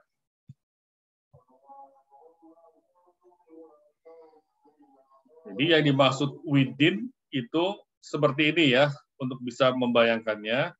Jadi kita punya data, responden 1 minum air putih, dia reaksinya 10. Kemudian kalau minum jus, reaksinya 11. Kalau minum kopi, reaksinya 12. Responden 2, dikasih minum putih, reaksinya 12. Jus 14, kopi 13, dan seterusnya ya. Dan yang dimaksud variance within each group itu yang di sini. Ya, ini variance within group. Nah, kalau between itu yang ini cara membayangkannya. Jadi kita bandingkan antar grup variance-nya. Ini hanya untuk membayangkan saja ya. Untuk menghitungnya nanti kita kasih contoh ya. Nah,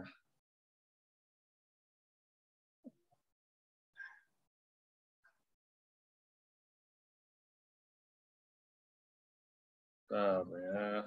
Mendingan contohnya ini ya. Ini adalah contoh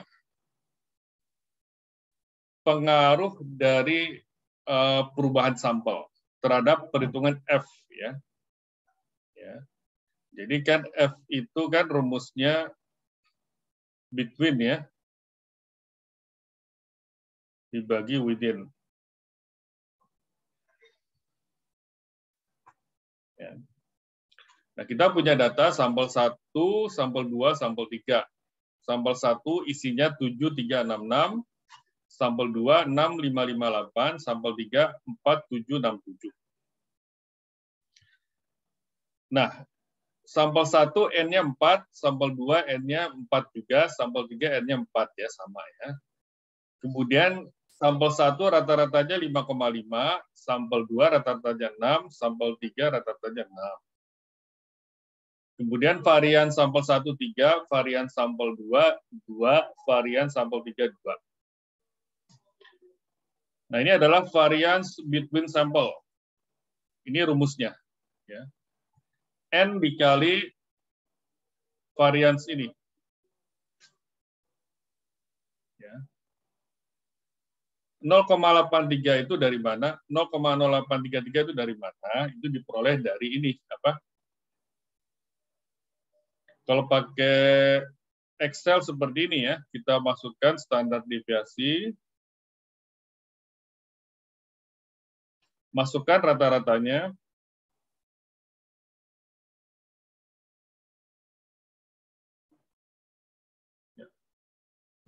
setelah ketemu, ini dikuadratkan. Nanti ketemu 0,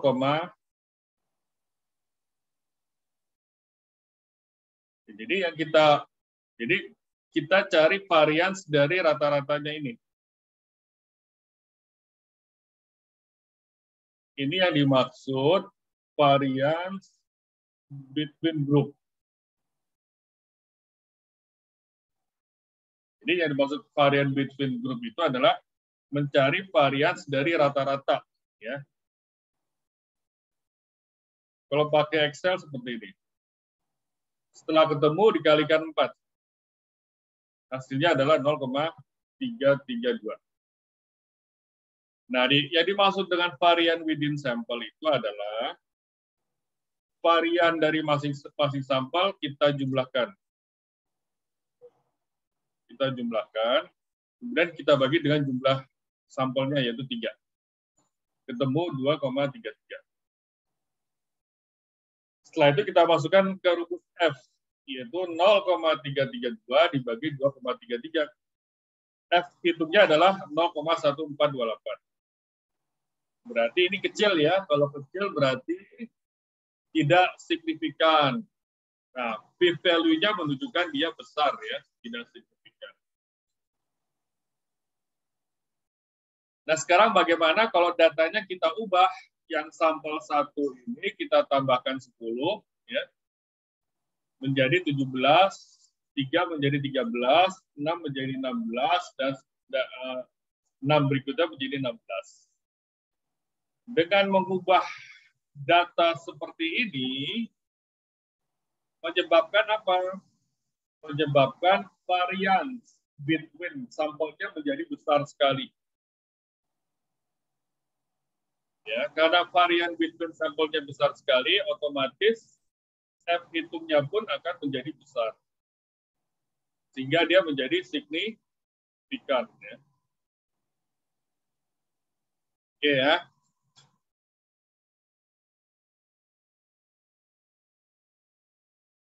Jelas ya, jadi karena kita kan bicara rata-rata ya. Jadi sekali lagi, kita mau menguji rata-rata, tapi dengan melakukan analisa varian, yaitu varian between sample sama varian within sample. Itu dinamakan dengan analisis of varian. Nah, oleh Excel ya, semuanya itu sudah disediakan.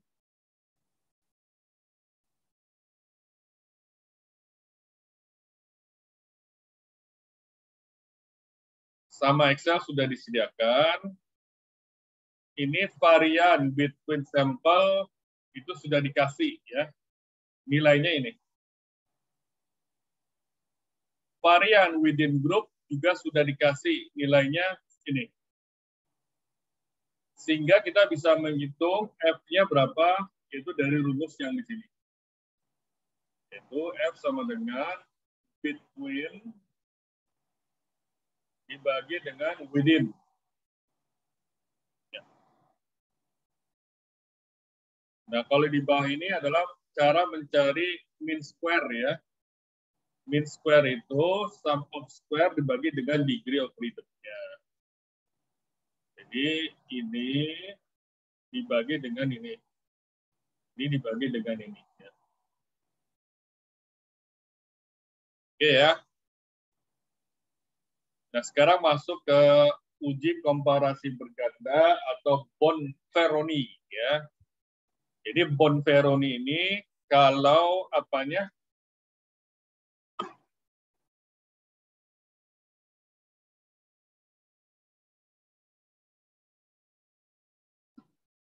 Kalau jumlah sampelnya berbeda. Ya, jadi unequal sample size ya. Bagaimana caranya?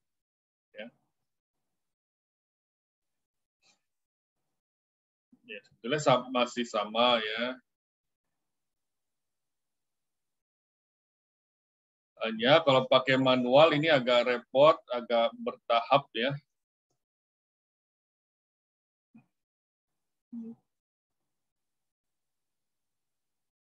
Jadi kita harus cari MS error-nya dulu ya. Mean square due to error itu dari sini sebetulnya nih. Enggak mau ya? Oke, enggak.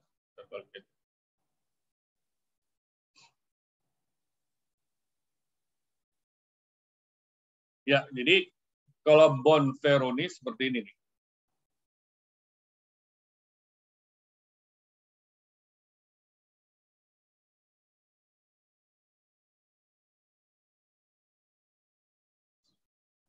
Jadi kita uji yang ini dulu.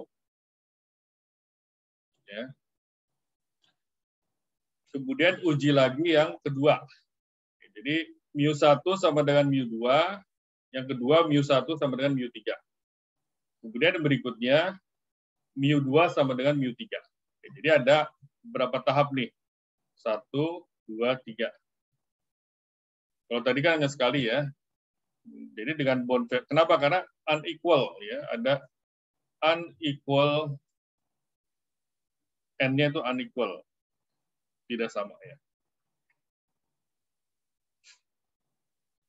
Nah, contohnya di sini ya. Jadi di sini N1-nya 10, N2-nya 10 ya. Kemudian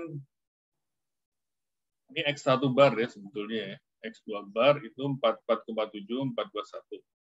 Kemudian ini dari mana? Ini dari perhitungan yang tadi ya. Dari teknologi ya, dari tadi yang apa Excel tadi itu ya. Jadi kita melakukan uji T. Apakah ini kita bisa tolak atau tidak? Ya. Kemudian yang berikutnya, jadi untuk Bonferroni itu harus dilakukan satu yang ini, kemudian yang kedua yang berikutnya mu1 sama dengan mu3. Terus lakukan lagi yang berikutnya yaitu mu2 sama dengan mu3. Jadi kalau manual itu agak repot ya, agak banyak tahapnya, banyak yang harus dilakukan. Nah, kalau pakai SPSS ini gampang ya. Kita masukkan datanya saja, kasih perintah Bonferroni, maka dia akan menghitung. Ya. Jadi dia ini kita punya 3 sampel kan, sampel 1, sampel 2, sampel 3. Nah, Bonferroni yang ada di SPSS akan menguji sampel 1 dengan sampel 2 ya. Apakah mu1 sama dengan mu2? Kemudian sampel 1 dengan sampel 3. Apakah mu1 sama dengan mu3? Nah, hasilnya di mana? Di sini. Ya. Jadi yang ini, dia tidak signifikan. Artinya H0-nya tidak ditolak. Ya. Nah, yang kedua, dia signifikan. Artinya H0-nya ditolak. Dan seterusnya, yang ini juga. Ya. mu2 sama dengan mu3 kita uji. Kemudian mu2 sama dengan mu3 ya kita uji. Nah, ini p-value-nya sudah ada. Ya, jadi gampang ya kalau pakai Bonferroni itu ya, tapi yang penting adalah kita tahu H0-nya seperti apa. Yang penting H0-nya. Jadi kalau dipakai software itu yang terpenting adalah H0-nya. Kalau nggak tahu H0-nya, berabe ya, kesimpulannya bisa salah. Kenapa? Karena kita sudah dikasih p-value-nya. Ini kan p-value ya, sudah dikasih p-value. Ini sama dengan signifikansi, ya, sudah dikasih. Tinggal kita pakai mau alfa berapa.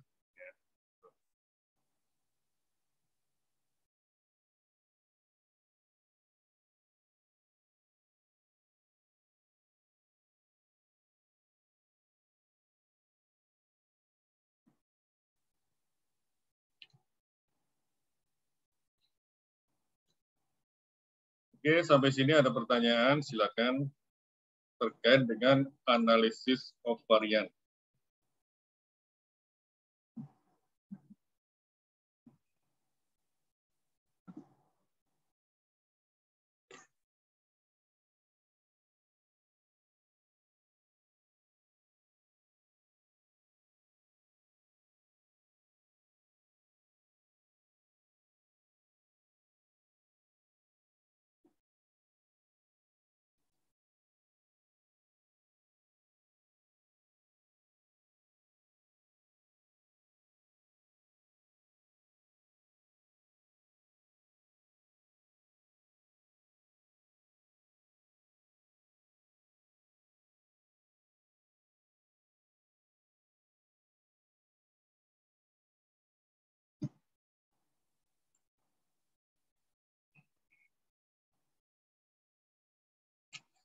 Oke, kalau tidak ada pertanyaan, coba tadi Fahmi sama siapa? Sama Kevin ya. Udah dapat belum McNamara-nya?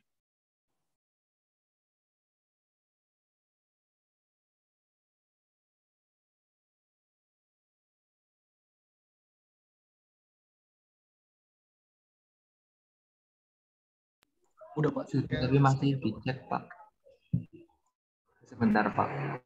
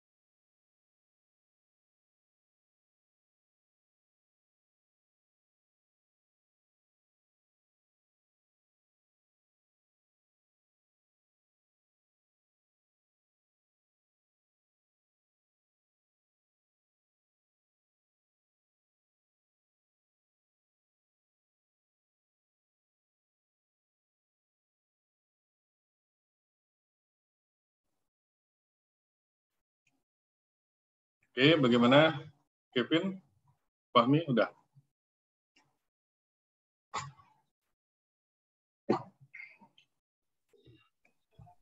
Izin share, Pak. Ya, silakan.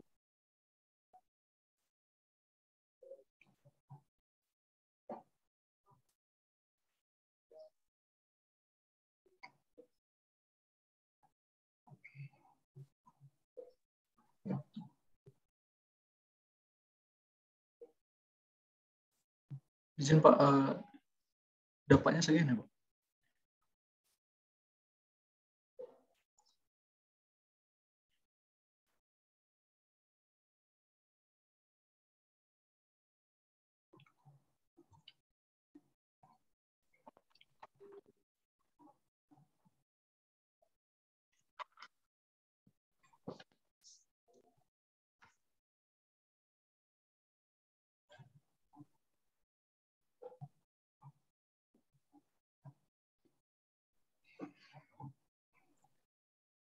Gimana?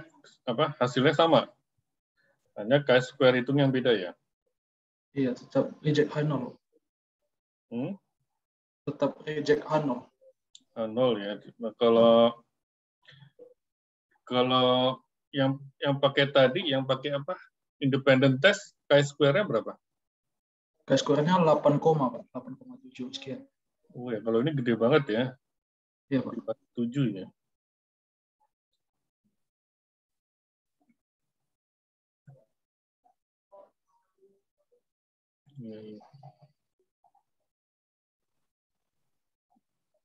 Ya, oke. Jadi ini McNemar ya. Jadi McNemar khusus ya. Syaratnya itu harus match pair ya. Jadi kalau datanya match pair, misalkan sebelum dan sesudah, maka kita bisa pakai McNemar. Tapi kalau nggak match pair, jangan pakai rumus yang ini ya. Jadi sebetulnya rumus ini sudah disederhanakan ya dibandingkan cara yang tadi ya. Independent test itu kan menghitung ekspektasinya kan agak repot ya. Nah, tapi dengan McNemar ini lebih sederhanakan, cuman memang K-square-nya ini besar sekali ya, 57. Tadi kalau pakai independent test hanya berapa? 8 ya. Oke. Oke, terima kasih. Siapa nih? Kevin ya? Ya, Pak. Terima kasih, Pak. Kalau yang Fahmi gimana, Fahmi? Saya ada yang beda ya, Pak. Benar, Pak. Saya Kan udah buat tabel kontingensinya sudah buat kan? ya, beda, Pak. Tapi hasilnya jadinya nanti beda loh, Pak. Karena coba Angkanya. Ya, baik. di-share aja coba.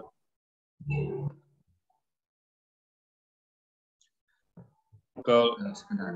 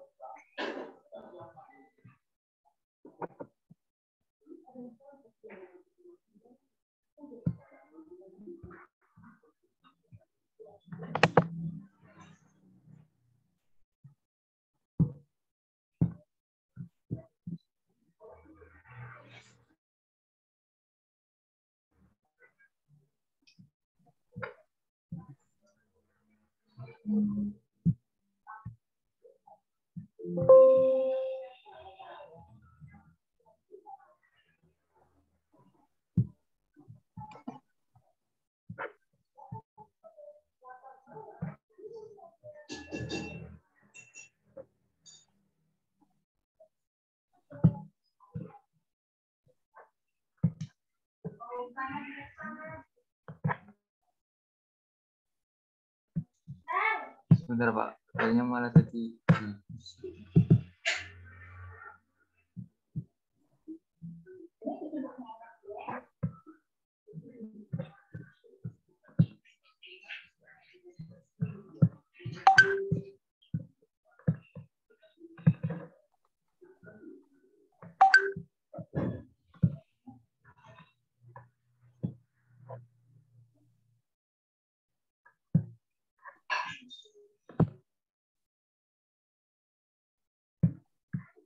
Oh ya, Pak. Tadi ada error, jadi ada yang tapi saya jadi kan kalau yang McNemar kan handle-nya proporsi frekuensi B dan C adalah sama, dan satunya frekuensi B dan C beda. Jadi frekuensi B kan berarti yang ini berat badan tidak normal dan sebelum senam aerobik. Nah, berat badan normal dan setelah aerobik. Jadi hanya proporsi berat badan tidak normal dan sebelum senam aerobik adalah sama. Karena proporsi berat badan normal dan setelah aerobik. Satunya tidak demikian. Pakai normal sama. Ya, itu juga sama. Itu jadi bilang loh, jadi udah buat. Jadi rumusnya itu bilangan mutlak B min 1 min 1 dikurangi 1 kuadrat per B plus C. Jadi kan ini B nya 7 min 4 3. Karena itu masih positif, jadi positif aja, walaupun nanti bilangan mutlak juga pengen positif kan 3 dikurangin 1 kan sama dengan 2 kuadrat, jadinya kan 4. Nah, nanti ketemu 4 per B tambah A. Jadi 4 bagi 4 bagi 11. 4 per 7 tambah. Nanti square-nya 0,36. Berdasarkan kan sama kayak di atas tadi, DF-nya itu pakai 1, alfanya 0,05. Nah, ketemunya tetap 3,841. Karena nilai C square hitungnya itu lebih berat.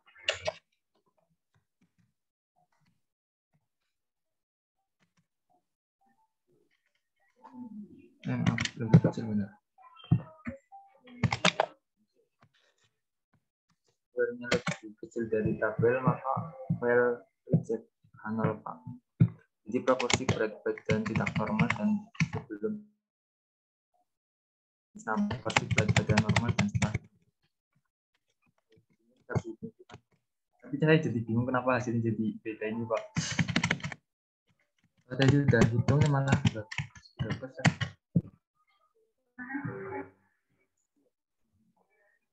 Ya, jadi hasilnya apa? File reject handle Pak. Jadi tidak sama.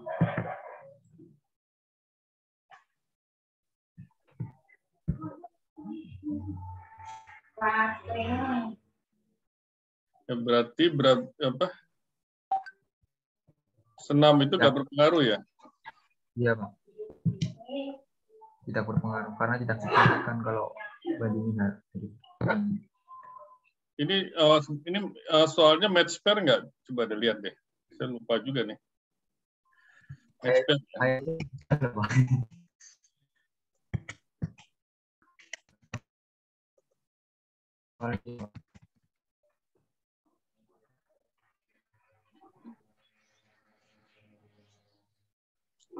Ada kata match pair nggak? Nggak ada ya? Oh, ada ya? Ada di sini. Ada ya, diminta tabel koordinasi ya. Oke ya, berarti kita pakai ini McNamara, jadi hasilnya beda ya. Iya. Kalau pakai yang biasa dia reject ya. Oke. Ya. Jadi bener yang Jadi benar yang McNamara karena kan dia ini berpasangan kan sebelum dan sudah kan. Kalau tidak berpasangan pakai yang itu yang cara biasa ya, independency test atau homogeneity test ya. Jadi artinya nggak pengaruh ya senam aerobik terhadap berat badan ya. Karena ya oke. Oke, terima kasih Fahmi ya. Kita sudah selesai materinya ya. Ada pertanyaan enggak?